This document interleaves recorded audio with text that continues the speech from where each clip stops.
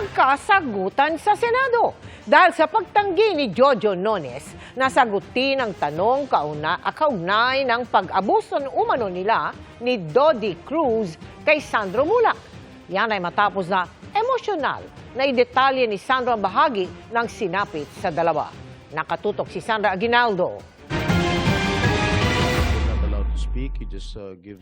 Sa pagharap ng aktor na si Sandro Mulak sa pagdinig ng Senado, kitang hirap siyang magkwento tungkol sa dinanas umanong sexual abuse. Pagdating daw niya sa hotel room, nang inireklamo niyang sina Jojo Nones at Richard Dode Cruz. Pagpunta ko po ng room nila, nga po, nakita ko po si Sir Jojo at si Dode Cruz. Si Dode Cruz po lasing na.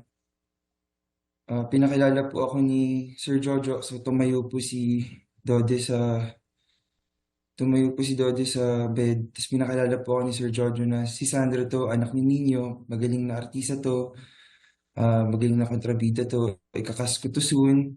Kasunod nito, inabutan daw siya ni Nones ng wine at pinasinghot ng aniyay white substance. After ilang minutes po,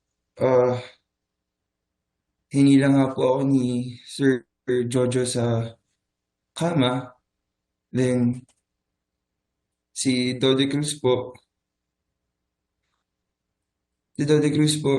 tinanggal po yung polo ko. Hindi na namin isasahing papawid ang detalyado at sensitibong kwento ni Sandro. Maging si Senador Jingo Estrada, pinutol na ang kanyang testimonya. Sobrang laswa po kasi it's gonna be... It's okay. We understand. They took turns. Yes po, Your Honor. Okay, stop na. Sabi ni Sandro, nang gusto na niyang umalis, tinangka pa umano siyang pigilan. Actually, Your Honor, bago pa po ako umalis, ayaw pa po nila ako paalisin. Gusto po nila magstay po ako doon hanggang check-out time ng hotel. Hinihila pa po nila ako. Tinatanggal pa po ni Jojo yung sapatos ko. Gusto niya pa po ako pahigain. Wala si Cruz sa pagdinig dahil kinailangan umanong dalhin sa ospital dahil sa gastrointestinal bleeding. Si Nones ang pinasagot sa mga aligasyon. You still deny? I would like to invoke my right to self-incrimination, Your Honor.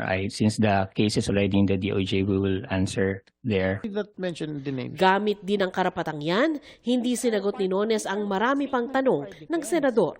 I don't think it is fair and proper that you detain me just because I invoke my constitutional right to self-incrimination, Your Honor. I am asking you a valid question. Wala pong pilitan, hindi naman po tayo korte, Your Honor. And I invoke my right to self-incrimination because I don't want to answer details of the case, Your Honor. This is already part of our defense. But the question that I'm asking you is not an incriminating question. Pero sabi ng ama ni Sandro na si Nino Mulak, umami na umano ang dalawa, kaya siya pumayag na makipagkita sa kanila noon. I don't understand kung bakit biglang all of a sudden iba na yung storya nila. That was the main kaya sila nag-sorry, kaya kami nagkita because they wanted to say sorry because they thought it was okay. They thought it was consensual. Did you apologize? Yes or no? I invoke my right to self-incrimination, No, you answered Your that Honor. I already answered this question, Your Honor. Get the records. You didn't naman accept my answer, Your Honor. You didn't accept my answer, Your Honor. So, I invoke my right to self-incrimination. This is my constitutional right. Don't argue!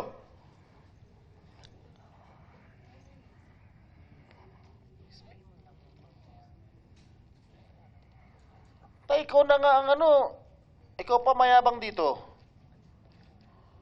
Hindi po ako mayabang, Your Honor. May mga karapatan din po akong constitutional. Alam ko, I know your rights. And yet you have detained me for 8 days, Your Honor. I will still detain you. For just exercising my constitutional rights, you continue to detain I know me. your This is rights. an injustice. I know your rights. Nang matapos ang pagdinig, dinala pa rin si Nones sa detention facility ng Senado. Pagdidiin ni Senador Robin Padilla, Chairman ng Senate Committee on Public Information and Mass Media, ang pagdinig tungkol sa mga pang-aabuso sa showbiz ay ginagawa para makatulong sa pagbalangkas ng kaugnay na batas. Kami ay walang pinapanigan dito. Kailangan namin makagawa ng batas. At nasa inyo naman po ang ang pagkakataon na matulungan kami sa mga simpleng tanong. Kanina humarap muli ang singer na si Jared Santos at tinukoy ang aniyay musical director na humalay sa kanya nung siya'y 15 anyos pa lang. Ang nanghalay at umabuso sa akin noong ako po ay 15 years old pa lamang, si Mr. Danny Tan. Nagpasalamat din siya sa GMA Network sa pagsibak nito sa sinasabing humalay sa kanya noon. Isa pong kaluwagan sa akin ngayon na malaman officially na mayroong ginawa ang GMA laban sa taong aking inakusahan 19 years ago. Kung sana lamang po ay napagbigyan ng aming formal na kahilingan noong February 28, 2011 na kami ay maabisuhan man lamang po sa naging resulta ng investigasyon ng GMA ay maaring noon pa po ay nagkalakas ng loob na kami at nakapag-file ng kaso sa tamang hukuman. Ganun pa man ay maraming salamat po sa GMA sa pag-aksyon po, sa aksyon po na kanilang ginawa sa complaint na idinulog ko. Sinusubukan pa naming kunin ang panig ni Tan. Pinag-aaralan pa raw ng abogado ni Santos ang pwedeng ikaso lalo't 19 na taon na ang lumipas. Para sa GMA Integrated News, Sandra Aguinaldo, Nakatutok, 24 Oras.